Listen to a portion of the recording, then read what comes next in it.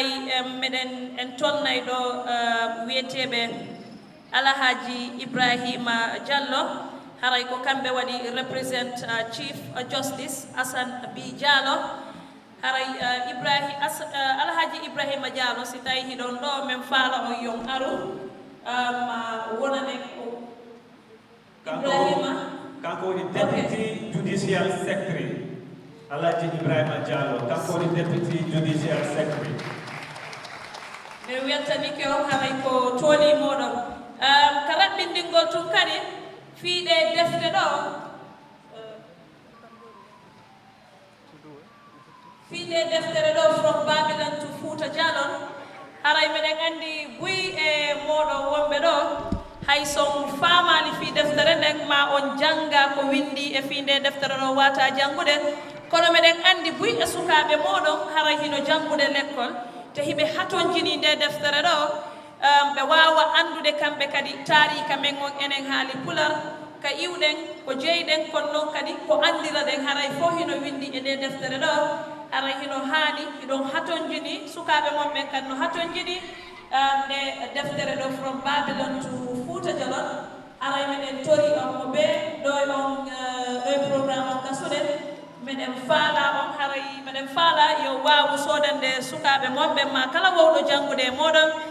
deftere nden andon taarika fi meɗen enen haali pular haray next ɓe wawete heɓude ɗo ɓen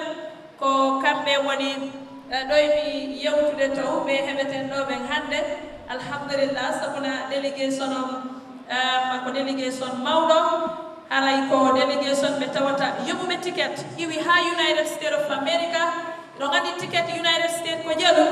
haray ɗum ɗon e wawa wiyede ko coggu teeren ɗiɗi e nder leydi Gambia coggu ko ɗum woni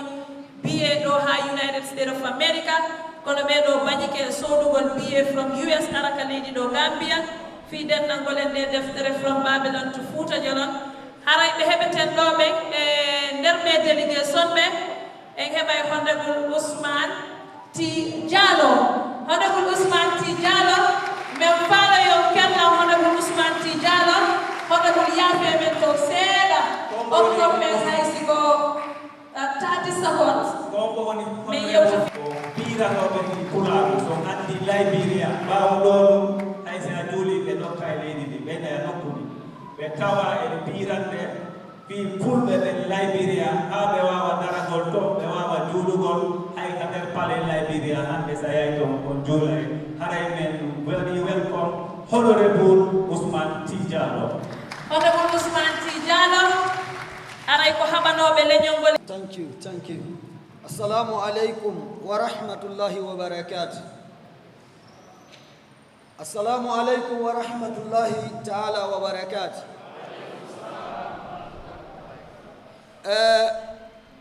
Mi waway on yetade goɗɗum hande enen wonɓe ɗo ɓen ko enen woni exemple fulɓe ɓen o ceernojo winduɗo nde deftere o dariɗo ɓaawo to o yewti en haa ka keerol ka pullo woni joni haray ko ya wonu ɓiɗɗo gorko suusuɗo reedu taho ko yo en hettu lare men ɗen ko yen hettu ko jeyɗen ko ɗum woni ɗum pullo kala ka wonɗa pullo kala leydi ndi wonɗa si goɗɗo wi'ima ko a koɗo ɗon haray a timmali haray ƴiƴam pullo ala fatude e ɓandu ma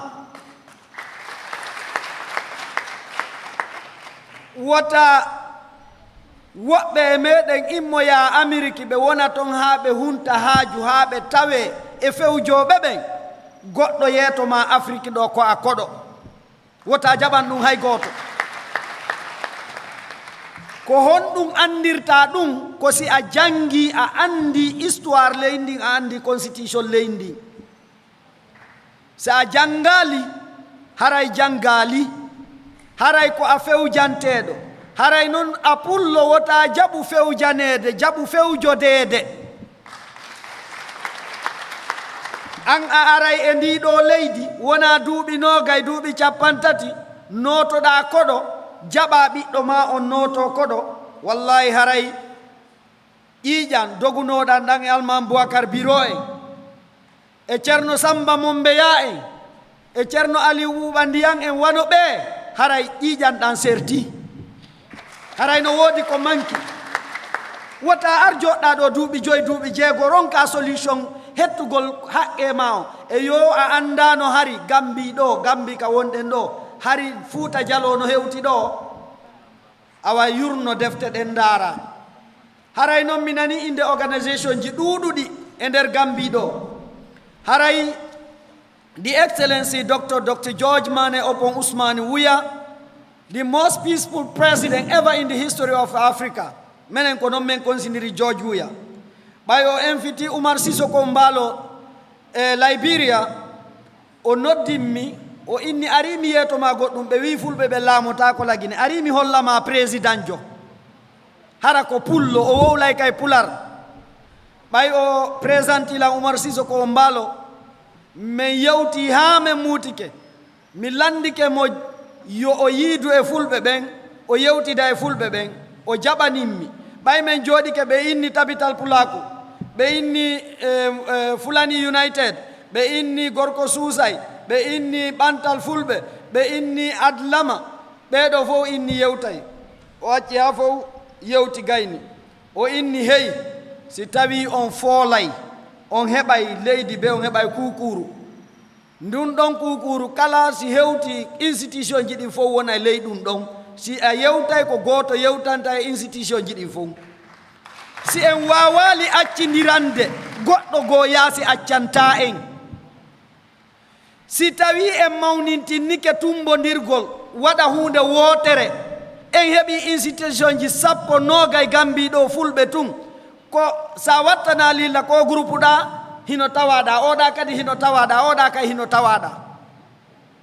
haray ko honɗum wawata wadde sa nani alliance a yiyay ɗo politique iɗa forma ɗo parti ha gayna yawon ha ɗaɓɓon alliance waɗon coalition ayiya on yiyata ɗum parti ji no tumbodira no hawta waɗa parti goto awa ko ɗum waɗeten Gambi ɗo sen hettay hoore men en waɗay ɗum ɗi institution ji fof en waɗay alliance heɓen institution goto tawata hande sa memminike on fokkiti ka président on haray no teddini on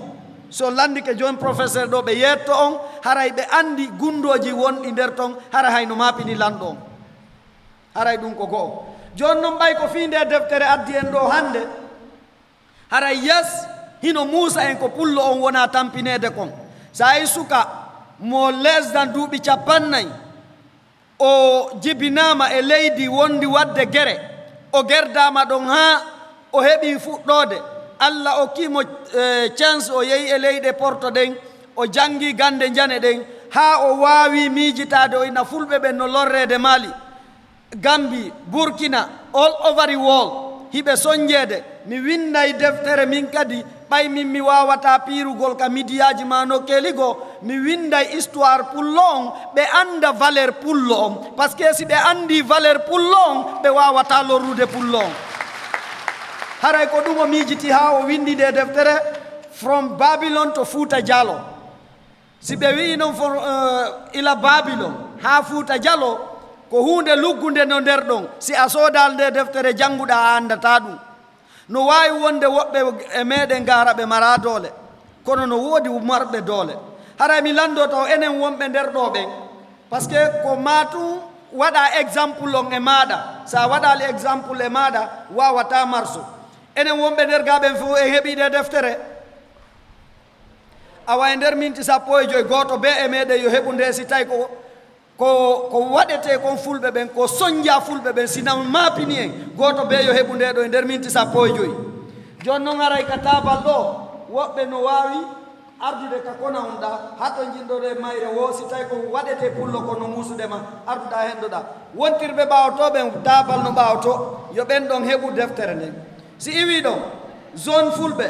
en andi zone fulɓe ko institution molanaɗo e nder Gambia ɗo haray zone fulɓe yo soodan en defte nogay ɓe waɗa donation e l'école ɓe yaaka l'école ɓe ƴetta ɗe ɗo defte nogay ɓe waɗa donation haray adlama winden janggen haray ko hunde nde duwaɗen mantorde en foppu meɗen winden janggen yo ɗum wonu e suudu goto be e meɗen ka cuuɗi men yo on heɓu duɗal goto be no duwa heɓude duɗal adlama ka suudu par ce que koko ma comme mantorta ɓeɗo Chinese ɓe hande ɓe windi ɗum ɗo woɓɓe meɗen ɓiɓɓe men no yahude China janggo ya China ɓe o sin ɓe gera ha ɓe wakkilora ɗum ɗon ɓe heɓira golle ka awa jangen adlama ha tawata ka yilorɗa o leƴƴi go aray janga adlama kono ko enen taw wawata waɗande hoore men haray adlama yo sodan en defte 15 ɓay mi anda kamɓe magasin ji maɓɓe ɗin kono zoom fulɓe noon mi yiyoyno magasin hoorejo on haray ko ɗum waɗi kamɓe ko boguji noga ƴettanen kaye ƴette kaye winde meɗen maaliti o no ko yo windo hara mi yiyoyay numéro téléphone wona ɗon haray tabital pulaku min ko mi tawa e tabital pulaku komi vice président tabital pulaku Liberia komi wonno kay koci e on joƴƴingol sansi laamiɗo second e nder leydi Nigeria Abuja haray miɗo andi ko honɗum woni tabital pulaku e kay tabital pulaku en fitinolan e leydi Gambia min gollino golle buy haray tabital pulaku alhamdulillah vice président on no ɗo haray kamɓe kay yoɓe ƴettan en bukkuji 10 mi anda doole ɗen haray winde tabital pulaku bukkuji 10 haray institution ji ɗin ko yon addu inde ɗen haray noon julaɓe meɗen ɓen no ga institution ko fanɗi wo ko fanɗi yo heɓan en bukkuji 5 ɗum ɗo noon na yon ƴettu wi on ko onon jeeyi ko yo yawwa ɗon donation e l'école ji ɓaleɓe ɓen hendoɗe defte andi na enen tun e kadi yon andu pullo na yen wi pullo Fuuta tun no si en hewtiɗo ko yen andu fulɓe Gambi d'origine no ɗo ko yen geru ha wonen unity wonen hunde wotere wonen laawol gotol haray julaɓe men ɓen ɗeɗo defte si ɓeɗo goto soodi ɓay ko ma wonen ambassadeur fulɓe ɓen goto soodi haray julaɓe men ɓen iɗen faala volontaire si ko yimɓe jowo ma jeego ma jeɗɗo min e docteur Boubacar men senday expenses on min ƴettay feccere dépense kon ndeya feccere meɗen faala julaɓe jowo ma jeego ko ƴettana en garanti ɓay min mi wi docteur Aboubacar men nattortaɗe ɗo defte ko yomin jonnuɗe yo ƴetton kala zuɗɗuma honno ministry heɓon jowi naɓeteɗo ka ministry ɗon waɗon donation e l'école ji ɗin naɓa ɗon e none institution ji ɗin e nder saare nden waɗen donation yo yimɓe ɓen andu ko honɗum woni pullo on par ce que histoire on no luggi moƴƴa haray miɗo faala volontaire julaɓe jowo ko wawata wallitade min e docteur Boubacar men ƴetta e feccere e ɓe julaɓe ɗo jowo ɓe ƴetta feccere min acca defte ɗen ɗo ɓe senditana ɓe jama meɗen on e yimɓe kawtalɓe meɗen ɓen haray volontaire miɗo andi noon gayi molanaɗi no ga e yette baɓe goo no ga mi nodda ɓe min tigiri volontaire yo tigi ɓantu honndu ok wano Alaji Ibrahima mi yeton ɗo gundo andi nelaɗo maki wowlugol goɗɗo yeeso makko ma mantugol mo ko ella kono si tawi a wowli woɓɓe ko waɗata moƴƴereji kon courage e menen yette baɓɓen haray wonde goo a waɗay wono Alaji Ibrahima ɓe ɗo ɓe sensoɓe mbuuɗi ɗo ko yimɓe kelɗuɓe ɓe wallitike programme ji buy e Alpha Umaru Jalloh ɓen ɗon kadi wallitike buy kono haray ɓeɗo ɗiɗo noon ɓe taweteɓe ɓe jowoɓe Alaji Ibrahim Jalloh e Alpha Umaru haray miɗo faala tatoɓen e hakkunde meɗen ɗo volontaire aray noon mi acciti may kon wosi meeɓi volontaire jowo ami tato ko tawta ɓeɗo on yigoy kamɓe ɓe soodino bukkuji buy nam volontaire julaɓɓen no ga ka on andi ko hunde wotere mi yetto on so on yii en ala heɓude laamu e nokkeli go'o wallahi nokkeli goo ko enen waɗi wano professeur no ɓe woniri ɗo ni ɓe rewde e programme ji ɗin mais ma politicien ɓe goo ɓe accita golleji maɓɓe ɗin ɓe doga ɓaawo probléme ji men enen fulɓe wona noon ɓe ala boutique ɓe ala magasin ɓe ala tabal hiɓe doga tout fi yo probléme ji men ɗin solve joni noon ɓe yaha ha ɓe watta hande kadi ɓe maapike ɓe ala hay ko soppota ɓe joni noon min miɗo jogii magasin miɗo moɓude mbuuɗi janne wo ñande andi si ɓeeɗa dogi ɓeeɗa dépense on andi marsay ka marsata laamu heɓoto ka laamu heɓotako laamu afrique ɗo mo ala mbuuɗi so faala taw ɗaɓɓu ɓay ko ma mbuuɗi ɗin heɓo haray miɗo faala volontier yimɓe tato ko tawta ɓeɗo haray ŋacca e deftere en ɗo waɗen ɗe gift e yimɓe leƴƴi goo hara ɓe wawa heɓude ɗeɗo defte volontier yimɓe tato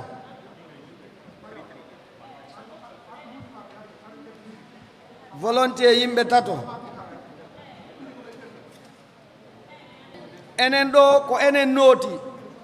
esse nini mo fulɓe ɓen Gambia ɗo si en daari esse ɓe ɓura 500,000 hiɓe yeytelen ton kono ko enen ɗo nooti ka na yiidaɗo haldete ko yiidaɗo haldete ene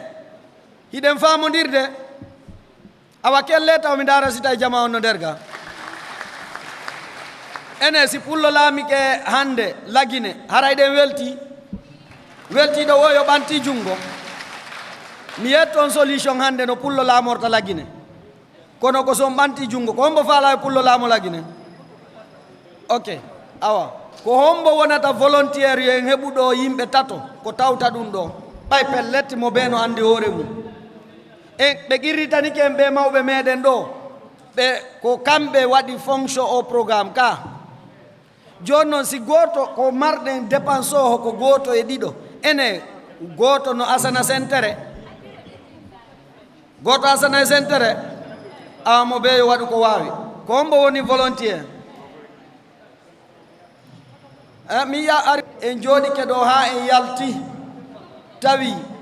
on andi aduna on fof no reeni en ɗo ɓay fitina bukku on no sappi en ɗo ka ene si pullo laamike maali hande eɗen weltori e Nigeria noon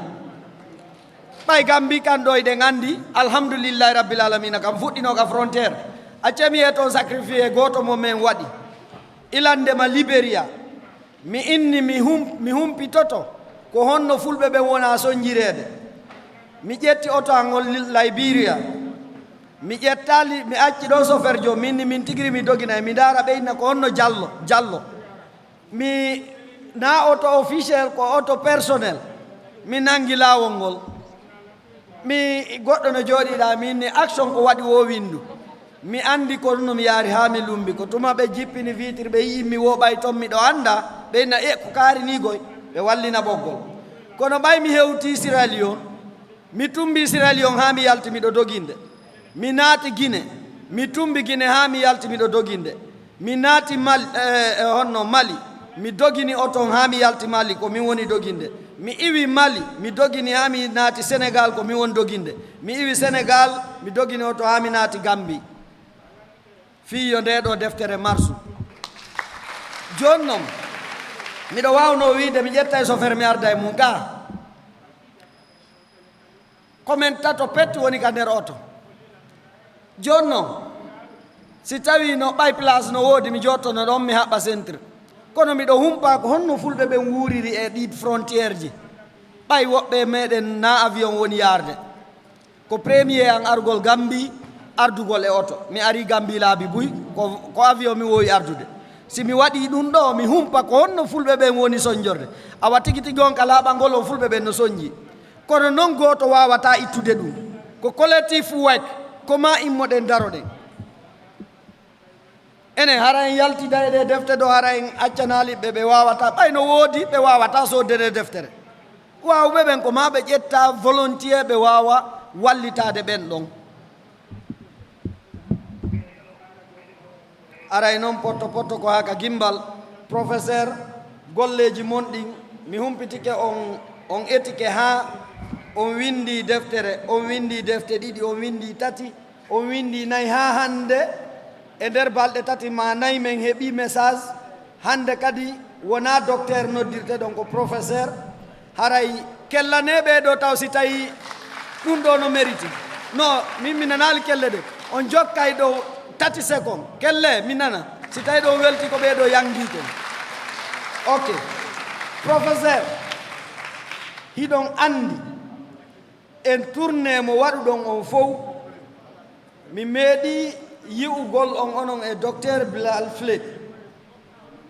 min ƴettidi vol India min ardi ham Dubai ko ɓay men hewti o kanko tigiri andi timmi ka fottuno ɗen ɗon jon noon si onon ɗo on anda iɗon mari kanŋe e daymu awa accemi yeeto on hande Gambi ɗo ɓe wonɗon yiltodirde ɓen hiɗon mari kanŋe e daymu ɗum ko professeur Ceerno Umaru Bari jon noon min miɗo dari ɗo miɗo sonka hoore ɓe ɗo wona wasere needi ko andugol ko wallahi komi woni yi'ude kon ka midiyaji fulɓe no ware fulɓe no lette nayi no felle hiɗen jooɗi ɗo si en wi'i yo en wallu kaari hara no sattani en goɗɗo doga e fi meɗen ɗo ha o yanira ni o yalabutani hara ala hay ko ñawdora ko honto fokkituɗen koma immoɗen daroɗen mo be no woodi ko waawi mo be no woodi ko waawi ɓeɗo hande mi yeeto on ko Macky Sall yeetinolam 2019 ɓeɗo hande no haton jinni e otowal ɓurgal labeede ɓeɗo hande no haton jinni e chauffeur ɓe no haton jinni e sécurité si ɗum waɗama ɓaawo ɓe heɓa valeur tata ko goɗɗo udditanta ɓe oto wallahi ka yiilorawo kaɓe hewti woɓe innayi jo e ko professeur eni ko professeur eni kono si professeur en ƴetti taxi jondi hakkude ɗo ma ɓe seppi ha paɗe ɗen ɓoylike ko honto valeur on woni ɓe gurnam maɓɓe ɗan fof ɓe waɗa fi gandal onon ronkon soppotugol ɗum e awa wattanen hilla joni noon ɓe sownike sa yewti e micro ha woɓɓe go watti windo kaydi oy ma ɓe sowndo haray andu ko honɗum kono wallahi no suninimmi honto taniraɓe Alman Boubacar Biro ɓen assalamu aleykum wa rahmatullahi wa barakatuh ama ɗo kono na for nothing the most peaceful person among us here today gasi okkelan ɗum 30 seconds mawɓe mi ari Gambi laabiji tati ko ɗum ɗo woni nayi gotum ɗum ko officiel ɗuma ɗiɗum ko fulɓe ɓen noddimmi ɗum ɗon noon ɓuri wonde mos officiel ɓay si tawi fulɓe ɓen noddima haray ɗum ɗon no tiiɗi on yiɓe mawɓe men ɗon Allahji Ceerno ɓeɗo no duwa wonde exemple hakkude meɗen andi yimɓe goo ɓe yiɗa yiingo islam kadi yiɗa yiingo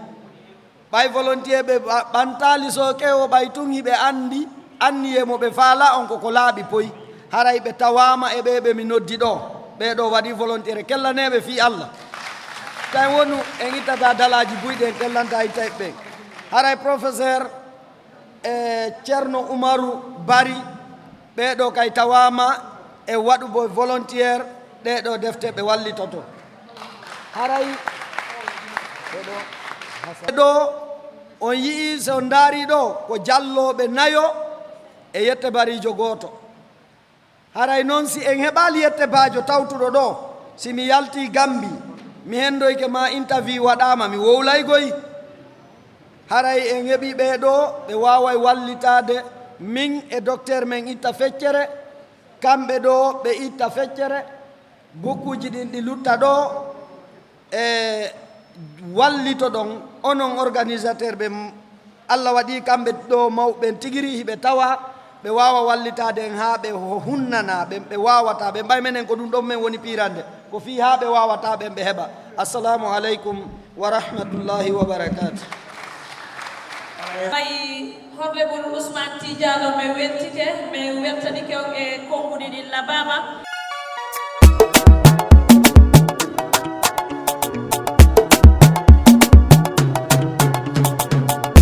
Fulbe TV laatake golle moƴƴi